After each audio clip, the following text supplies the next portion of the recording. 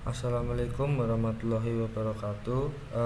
Perkenalkan, nama saya Yaya Eka Kusuma dengan NIM 2420121255. Pada kesempatan kali ini saya akan mempresentasikan proyek UAS saya yang berjudul Sistem Inventory Management berbasis web dengan arsitektur decoupled, Django REST API dan React. Baik, saya akan mulai dengan penjelasan singkat mengenai proyek ini. Proyek yang saya buat adalah sebuah sistem manajemen inventory atau sistem pengelolaan stok barang untuk toko atau gudang. Aplikasi ini dirancang untuk memudahkan pengelolaan data produk, supplier, customer, kategori, serta transaksi pembelian dan penjualan barang. Tujuan utama dari pembuatan aplikasi ini adalah pertama, untuk mengotomatisasi pencatatan stok barang secara real time. Kedua, mempermudah tracking transaksi pembelian dari supplier dan penjualan ke customer. Ketiga, memberikan dashboard yang informatif untuk monitoring kondisi inventory. Dan yang terakhir, menerapkan best practice pada pengembangan aplikasi modern dengan arsitektur terpisah antara back-end dan front-end.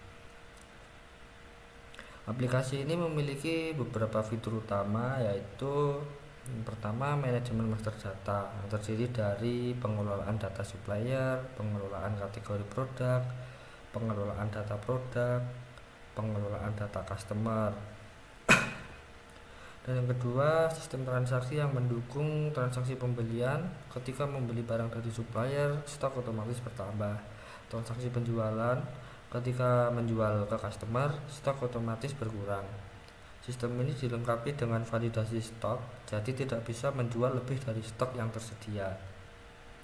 Ketiga, ada dashboard dan monitoring yang menampilkan total produk, supplier, customer, dan transaksi. Alert untuk produk dengan stok menipis, riwayat transaksi terbaru, dan statistik penting lainnya. Keempat, ada autentikasi dan keamanan. Untuk sistem login ini saya menggunakan JWT token.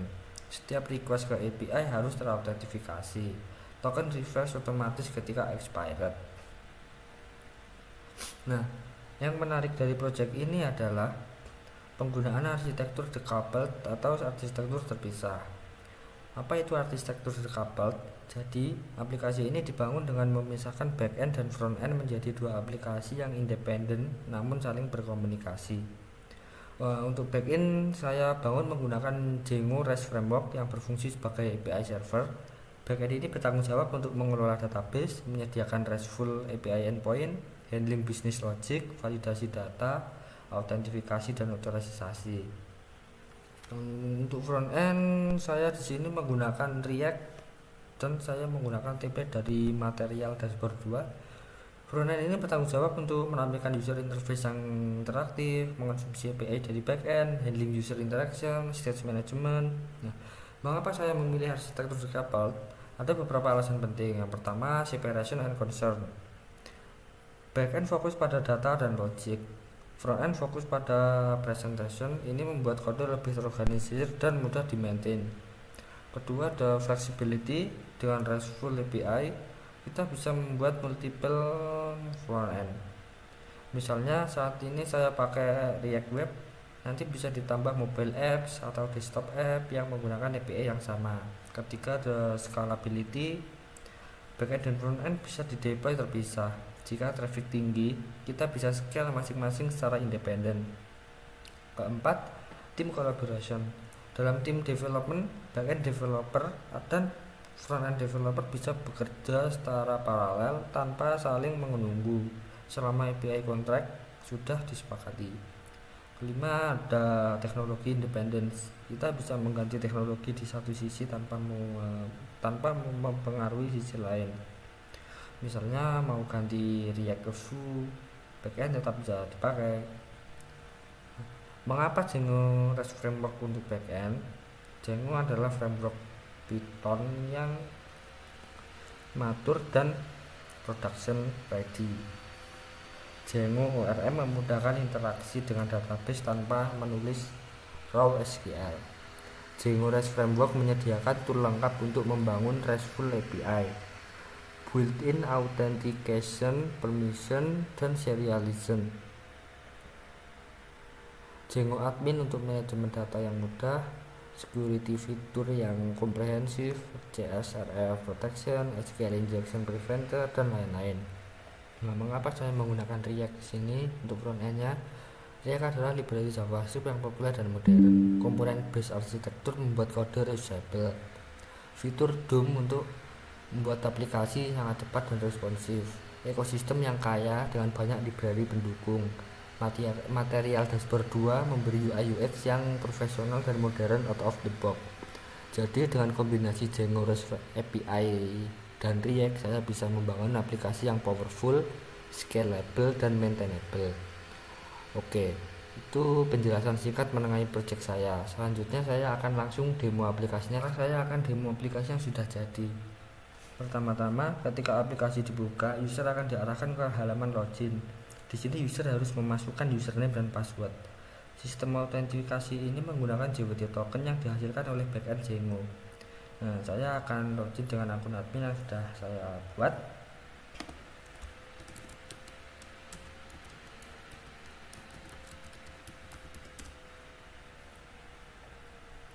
Nah, setelah login, backend akan mengirim akses token dan refresh token ke frontend. Token ini disimpan di local storage browser yang akan digunakan untuk setiap request ke API selanjutnya. Nah, ini kita masuk ke halaman dashboard. Ini adalah aplikasi utama aplikasi ya. Di dashboard ini kita bisa melihat overview statistik sistem inventory kita, ada total produk, total supplier, total customer, total transaksi. Nah, yang menarik di total produk ini ada indikator yang menunjukkan beberapa produk dengan stok nipis. Ini sangat membantu untuk monitoring stok secara tepat. Kemudian di bawah ada section peringatan stok yang muncul jika ada produk dengan stok di bawah minimum. Ini penting untuk meningkatkan untuk minimum. Ini penting untuk mengingatkan kita agar segera restock barang. Dan di bagian bawah ini ada transaksi terbaru, menampilkan ada 2 transaksi terakhir dengan nomor transaksi, jenis, customer, dan ada total nilai transaksi. Bagaimana frontend mendapatkan data ini? Nah, saat halaman dashboard di load, dia akan melakukan HTTP request ke backend API Django, tepatnya ke endpoint API dashboard start. Backend akan query database, menghitung semua statistik, dan mengirimkan respon dalam format JSON. Dia kemudian merender data tersebut ke dalam komponen-komponen UI yang kita lihat. Nah, sekarang saya akan mendemokan fitur Jaru ID di menu supplier. Di halaman ini kita bisa melihat tabel data supplier yang sudah ada.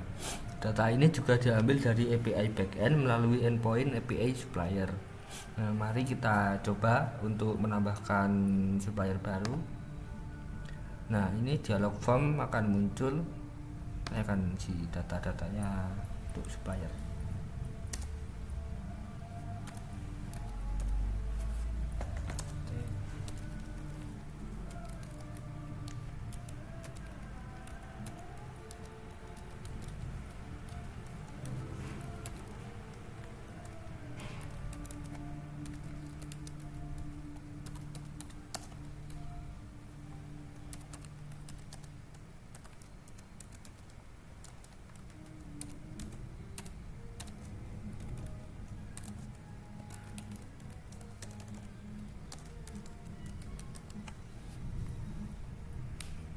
Terus kita klik simpan.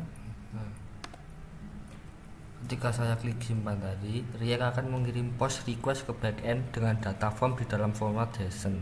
Backend Django akan menerima data, validasi data menggunakan serializer, menyimpan ke database, mengirim respon sukses, dan data supplier baru langsung muncul di tabel. Frontend otomatis refresh data dari API. Sekarang saya akan coba edit data supplier. kita edit yang ini. Nah, form akan terisi dengan data yang ada. Saya ubah misal dari nomor kontak 2, 3, 4. Kita klik update. Nah, proses yang terjadi mirip seperti create, tapi menggunakan put request ke endpoint API supplier ID. Data berhasil terupdate. Terakhir, saya akan coba untuk menghapus supplier ini. Konfirmasi, klik OK. Nah, ketika saya klik OK, frontend akan mengirim delete request ke backend dan data akan dihapus dari database.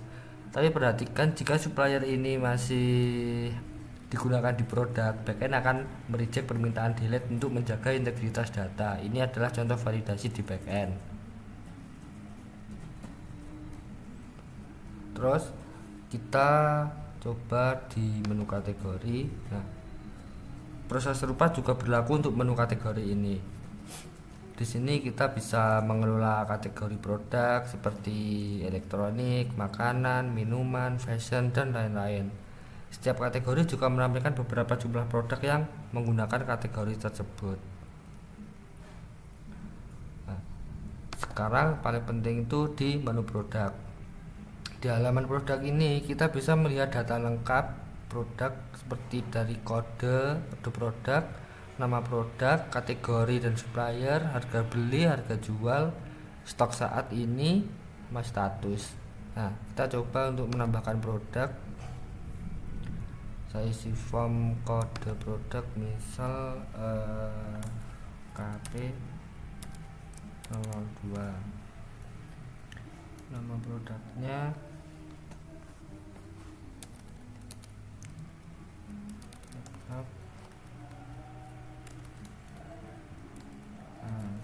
kategori. Nah, di kategori kita pilih elektronik. Supplier ini harga beli misal di 10,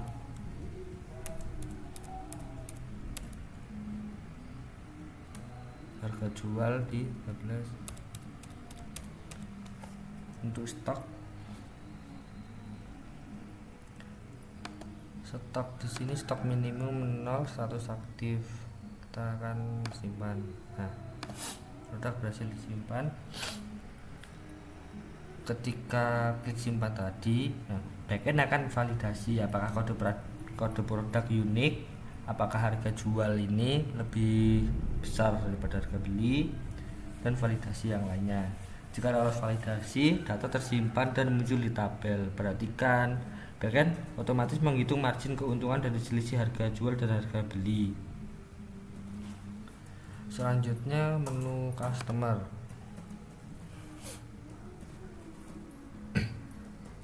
Di sini kita kelola data customer dengan tipe customer, ada retail, grocer, atau member. Tipe ini juga digunakan untuk strategi pricing yang berbeda di masa depan. Kita langsung lanjut ke transaksi aja. Di halaman ini kita bisa melihat semua transaksi yang pernah terjadi, baik pembelian maupun penjualan. Nah, kita coba ya, tambah transaksi. Kita pilih penjualan, customer, media, ini lunas, tunai. Untuk keterangan bisa kosong ya, opsional. Produk kita pilih yang Asus tadi ya, dengan jumlah 2 unit. Nah, untuk harga satuan ini otomatis ya. Kita klik tambah. Nah, laptop belum, kita pembelian dulu aja. Kita pembelian laptop stok kita 10.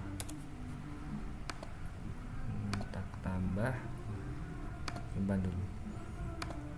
Nah, ini tadi di produk kan tadi kan kita inputnya 0 ya, yang untuk laptop Asus. Nah, itu otomatis update ketika kita melakukan transaksi pembelian.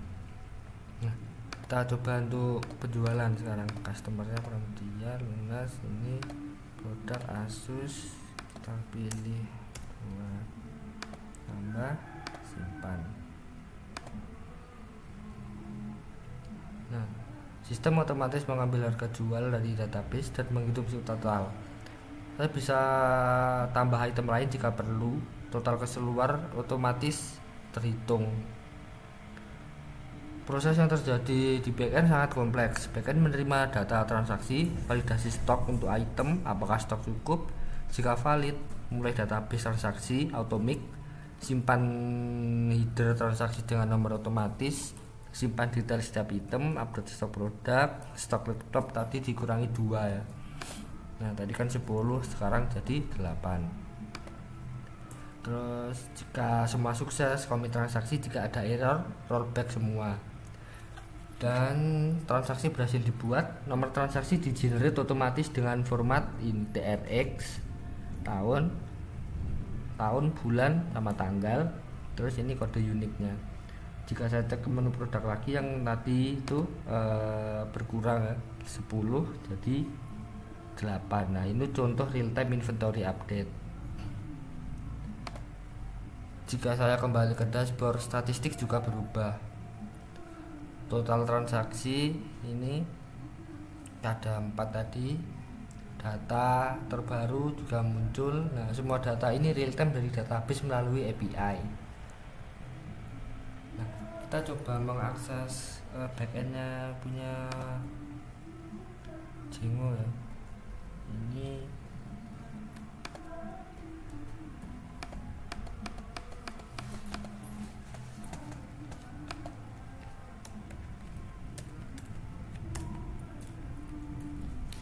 login dulu.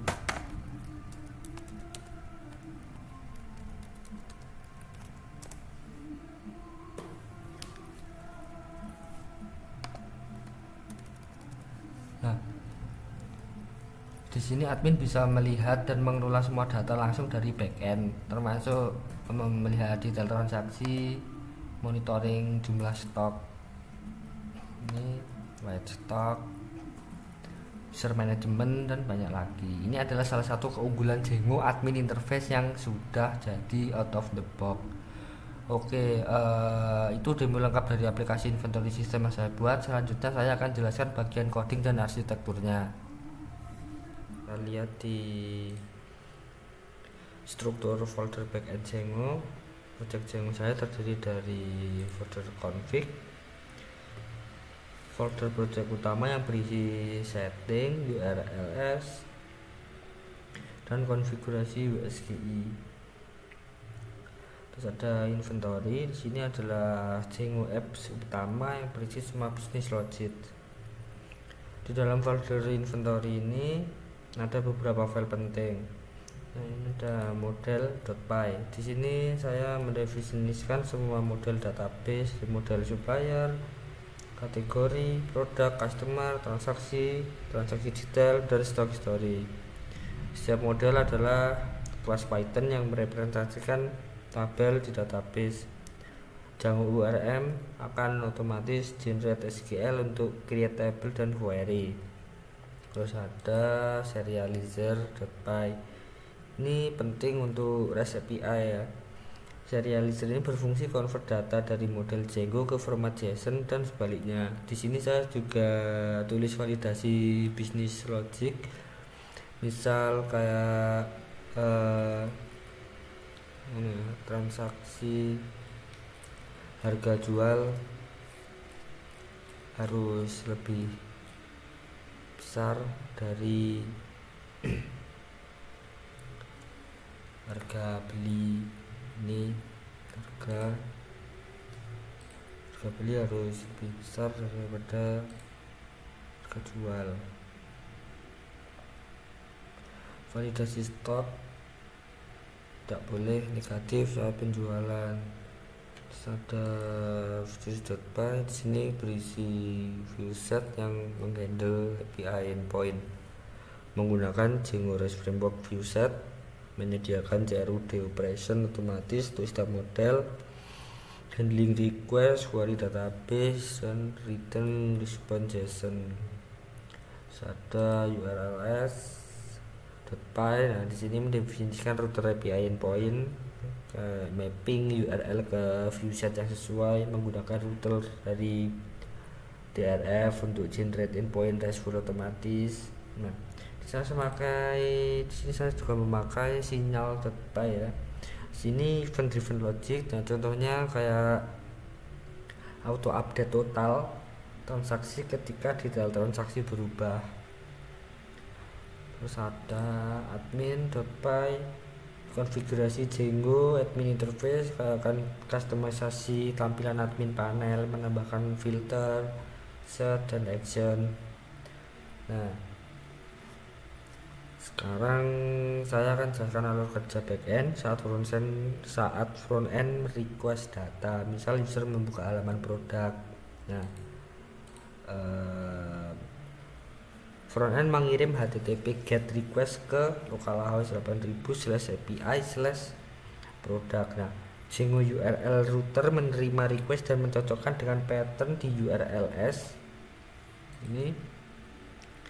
Nah, ini yang mengarahkan ke viewset tadi sini. Nah, produk viewset menerima request ini, menjalankan metode list karena get tanpa ID ya. Nah, viewset ini melakukan query ke database menggunakan ORM. Nah, ini contohnya kayak gini. Ini akan mengambil semua produk beserta data supplier dan kategorinya. Efisiensi data dari database dalam bentuk Python object dikirim ke product serializer.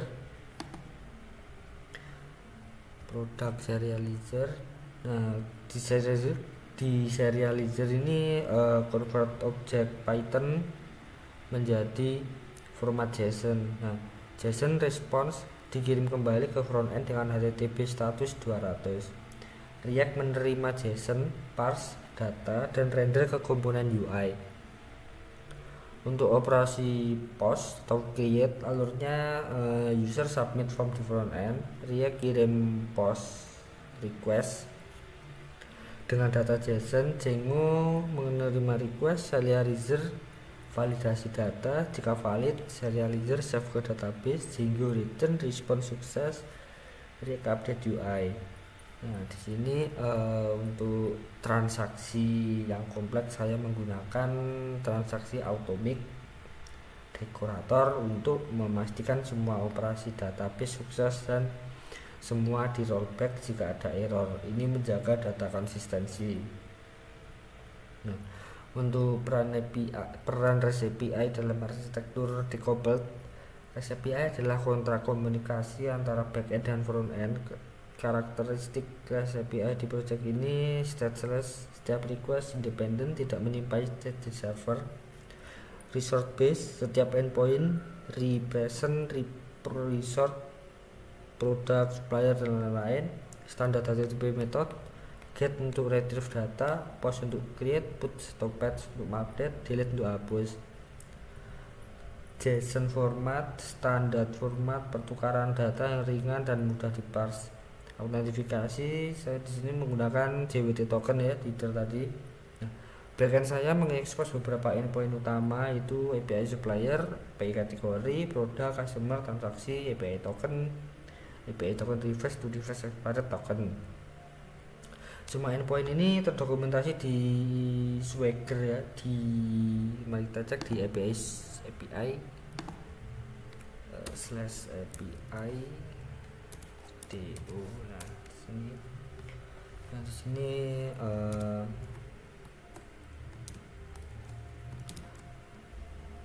semua endpoint ini terdokumentasi di sini ya, di Swagger.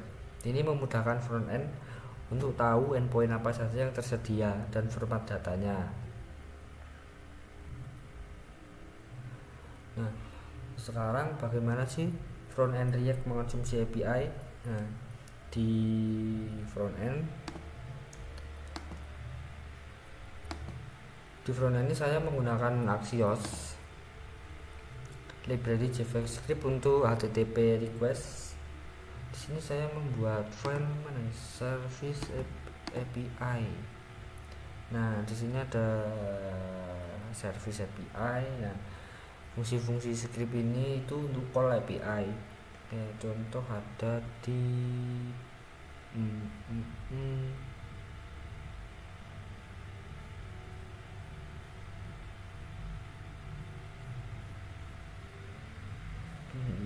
dashboard API. CSS interceptor saya gunakan untuk otomatis attack JWT token ke setiap request, handle expired token dan auto refresh, centralize error handling di komponen React. Saya pakai React Hook, manage state dan set effect. Ini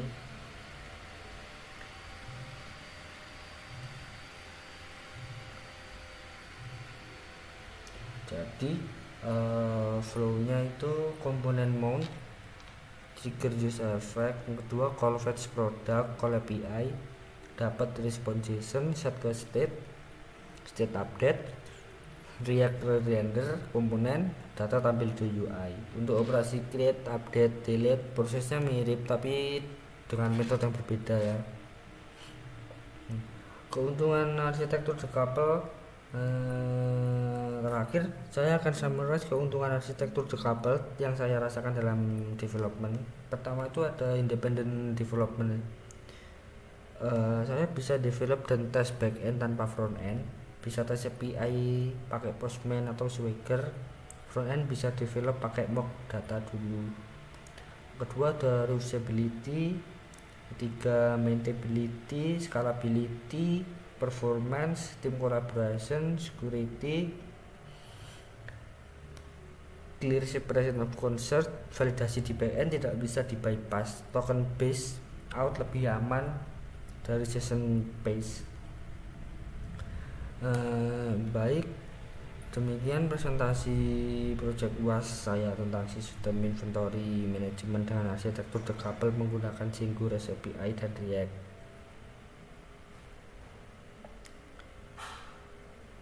Sebenarnya aplikasi ini masih sangat bisa dikembangkan lagi ya, dilanjut misalnya kayak menambahkan fitur reporting dan analitik, ekspor data ke Excel atau PDF, multi warehouse support, notifikasi sistem, dan masih banyak lagi.